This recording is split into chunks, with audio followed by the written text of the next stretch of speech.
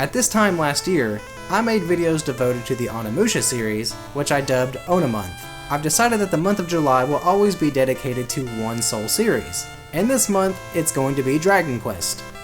So I hope you enjoy.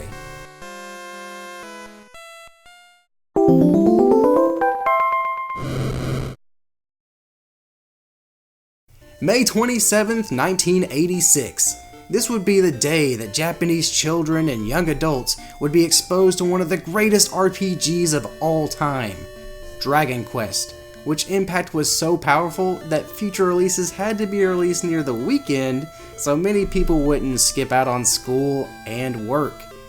And when it came to the States in 1989, well, I wasn't alive yet, so I don't really know how it went, but I heard it didn't go well. The sales of Dragon Quest, or Dragon Warrior as it was called at the time in the States, was never as significant as the sales in Japan, and whether it was due to poor advertising here or maybe taking a gamble with the game being given away with a subscription of Nintendo Power, Dragon Warrior never took off in popularity, and though its impact on sales was never anything to write home about, its impact on RPG fans was massive. While I personally didn't start with the NES cartridges of Dragon Warrior 1, 2, and 3, I do remember the day my brother gave me his copy of Dragon Warrior 1 and 2, a combo game for the original Game Boy. Japan actually got this combination for the Super Famicom, and I do wish we got it for the Super Nintendo, but I'll never forget sitting on our big couch in the living room and just grinding away at Dragon Warrior 1, occasionally booting up Dragon Warrior 2 when I wanted more than one character. The biggest thing I took away from Dragon Warrior was that it never really held your hand. It was up to you to find all the secrets held within, and I think that really made me appreciate the workings of game design and talking to NPCs for information. It was so rewarding finding your ancestors' armor and shield and sword, and it was probably one of the most rewarding things I've ever experienced in a game. Adventure, tough battles, and finally getting to the next area with all the stronger monsters, it was all blended together for a satisfying experience. Satisfying, but frustrating. Going nearly anywhere without the ample supply of healing items or good weapons will see you dying quickly. And I love it! No battle gimmicks, no scripted fights, just pure skill, strength, and a bit of luck is what Dragon Quest was all about. But yeah, I died a lot. The Game Boy version did improve a lot from the NES version, raising gained experience, translation, and even the music. The castle theme was expanded upon for this version, and even after years of not touching the game, that melody still hung around in my head.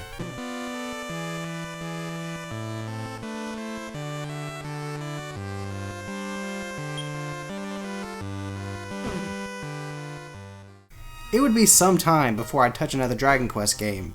Sure, I played 3, but the 4th was hard to find, and it wouldn't be until 4, 5, and 6 re-released on the Nintendo DS handheld system. Luckily before that, we got Dragon Quest 7 and 8, and it was magic all over again. Oh, and Dragon Warrior was finally properly titled Dragon Quest in the States at this point.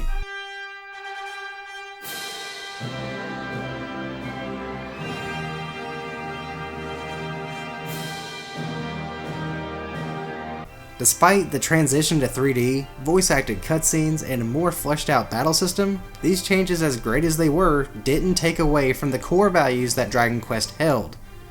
Focus on hard battles, great storytelling, and an overall fantasy-centered experience, playing Dragon Quest VIII gave me the same feeling as when I first played Dragon Warrior 1 and 2, and that was all it needed to do.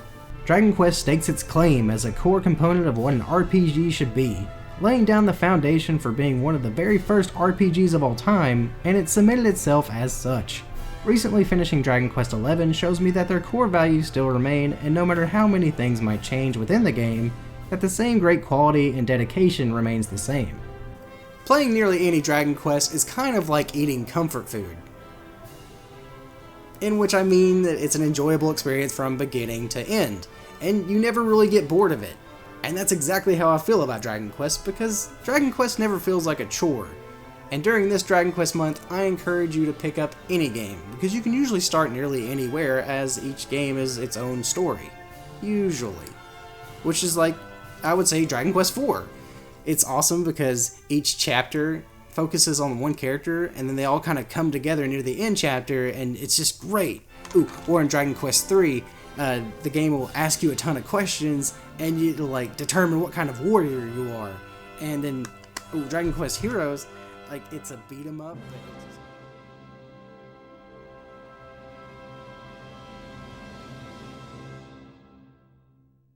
I'm just gonna stop myself right there because I'll be blabbing about those games for a long time.